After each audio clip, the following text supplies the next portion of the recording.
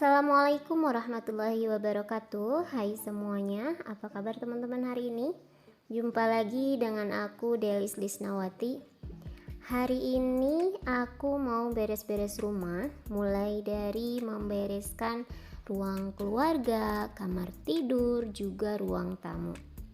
Nah, seminggu kemarin aku tuh nggak pegang yang namanya sapu dan lapel, karena 1 minggu kemarin tuh aku sakit dan alhamdulillah hari ini sudah bisa beraktivitas normal kembali. Setelah seminggu kemarin aku istirahat dan sekarang harus beraktivitas normal kembali sebagai ibu rumah tangga. Sebenarnya masih agak mager ya teman-teman. Hanya saja kalau kita tidak bergerak, nah, rumah yang Masya Allah sudah sangat berantakan ini tuh tidak akan rapi dengan sendirinya. Nah, di sini siapa yang pernah merasa malas atau kurang bersemangat saat harus membereskan rumah? Nah, teman-teman tenang saja, karena teman-teman tidak merasakan hal seperti itu sendiri. Karena aku pun pernah dan bahkan tuh sering merasakannya. Nah, apalagi kemarin kan 1 minggu aku tuh sudah merasakan enak, tidak bekerja dan hanya istirahat saja.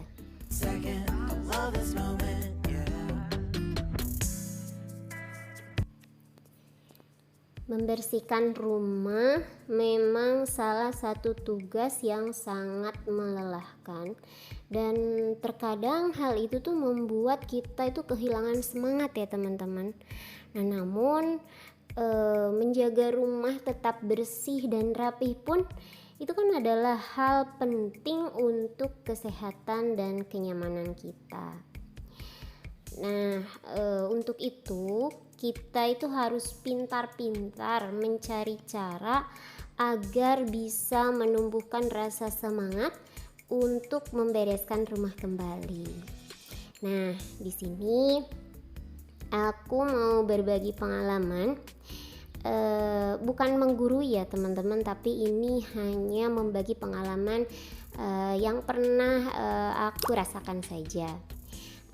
Pengalaman bagaimana cara aku menumbuhkan kembali rasa semangat untuk membereskan rumah.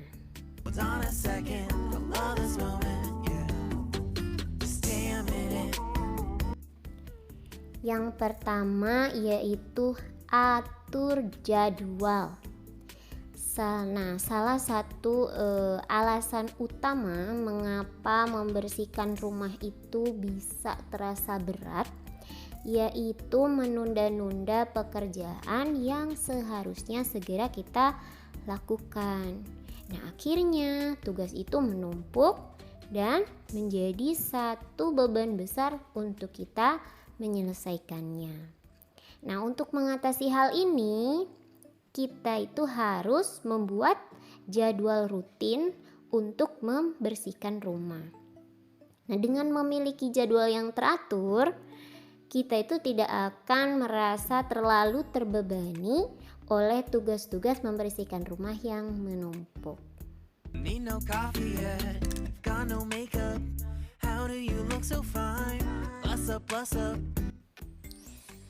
Kita ambil saja satu contoh, yaitu mencuci pakaian. Karena yang sering aku rasakan tuh masalah ini nih, masalah pada pakaian kotor.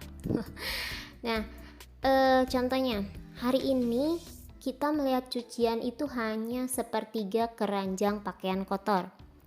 Dan kita tuh mikirnya, biarlah nanti dicucinya, toh pakaiannya baru sedikit. Nah, gitu mikirnya.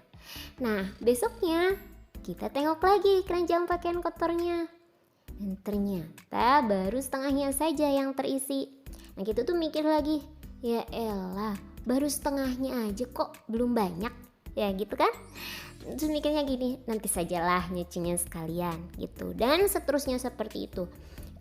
Sampai tahu-tahu itu cucian kotor tuh sudah menumpuk dan menjadi banyak tuh, sudah segunungan banyak. Dan akhirnya karena melihat begitu banyaknya cucian yang harus kita kerjakan, kita itu merasa berat untuk mengerjakannya, merasa malas gitu untuk mencuci. Karena apa? Karena rasa lelah itu kan pasti itu sudah tergambar di bayangan kita tuh. Baru melihat cucian yang baju kotor yang begitu menumpuk pun kita tuh sudah berpikir, oh, ya ampun, ini cucian segini banyaknya ya, kok tiba-tiba banyak ya, kapan akan selesainya ya gitu. Padahal kan itu kesalahan kita sendiri karena kita itu menunda-nunda pekerjaan. Nah, teman-teman pernah punya pengalaman seperti itu nggak? Seperti pengalaman yang pernah aku rasakan itu.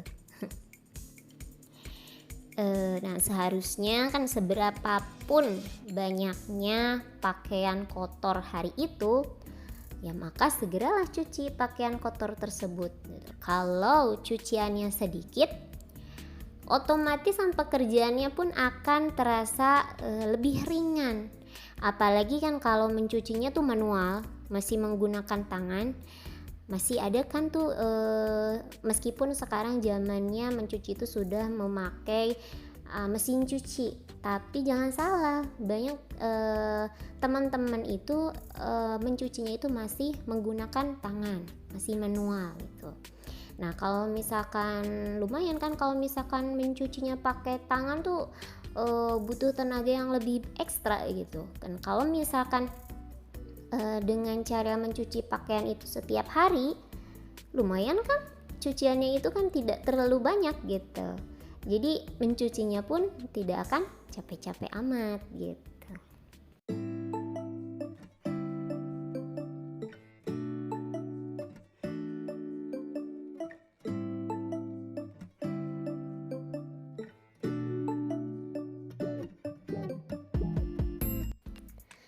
Nah, selain itu, merencanakan jadwal juga akan membantu mengatur pikiran kita.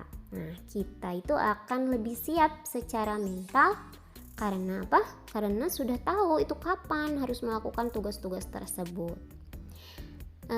Kita juga dapat membagi tugas menjadi bagian-bagian kecil yang lebih mudah dikelola.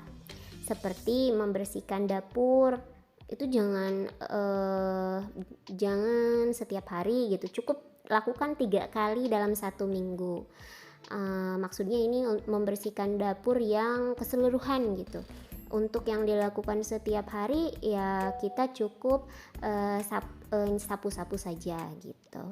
Nah, terus merapikan halaman atau taman hanya di hari Minggu saja gitu dan sebagainya.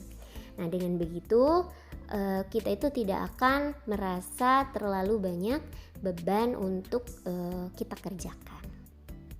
Hold on a second, I love this moment, yeah. Stay a minute, another minute. Hold on a second, I love this moment, yeah.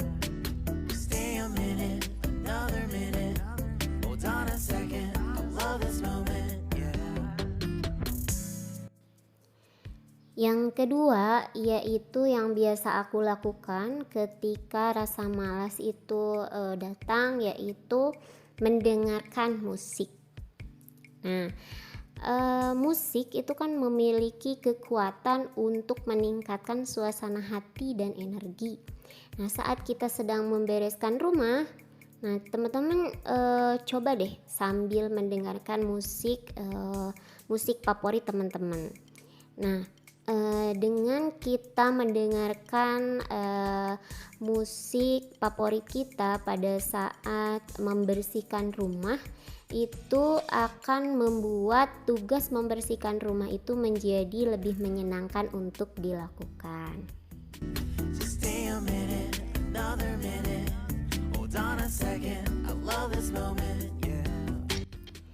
Yang ketiga yaitu meminta bantuan. Nah, yang ini nih terkadang kita itu malu untuk melakukannya. Karena apa? Karena merasa bahwa pekerjaan ibu rumah tangga itu adalah pekerjaan yang harus kita kerjakan sendiri. Padahal tugas menjaga kebersihan dan kerapian rumah itu adalah tanggung jawab semua penghuni rumah. Dan bukankah suatu pekerjaan jika dilakukannya secara bersama-sama maka akan terasa lebih ringan. Nah, kalau pekerjaan rumah itu dilakukan secara bersama-sama, itu akan membuat kita lebih semangat lagi untuk melakukannya. Karena apa? Karena kan pekerjaan yang dilakukan bersama akan lebih menyenangkan dan yang pasti membuat kita lebih bahagia. Karena di sana kita itu bisa membuat momen beres-beres di rumah untuk memperkuat hubungan dan meningkatkan kerjasama antar anggota keluarga. Dan yang keempat yaitu selalu ingat bahwa kalau aku tuh selalu ingat bahwa malaikat rahmat itu membawa rezeki, malaikat rahmat pembawa rezeki untuk kita itu akan senang mendatangi rumah yang terlihat bersih dan rapi. Makanya agar malaikat rahmat selalu mendatangi rumah kita, maka jagalah rumah kita agar selalu bersih dan rapi. Dan jangan lupa kalau kita sudah merasa sangat-sangat lelah dan tidak sanggup lagi untuk melakukannya, maka istirahatlah dahulu sejenak, setelah itu kita lanjutkan lagi pekerjaan tersebut. Nah, alhamdulillah kegiatan aku hari ini mungkin cukup sampai sini. Untuk teman-teman yang sudah menonton video aku dari awal sampai akhir, aku ucapkan terima kasih banyak. Semoga video dari aku bisa bermanfaat dan menghibur teman-teman semua. Sampai jumpa di video aku selanjutnya. Assalamualaikum warahmatullahi wabarakatuh. Love this moment, yeah. Stay a minute, another minute. Hold on a second. I love this moment.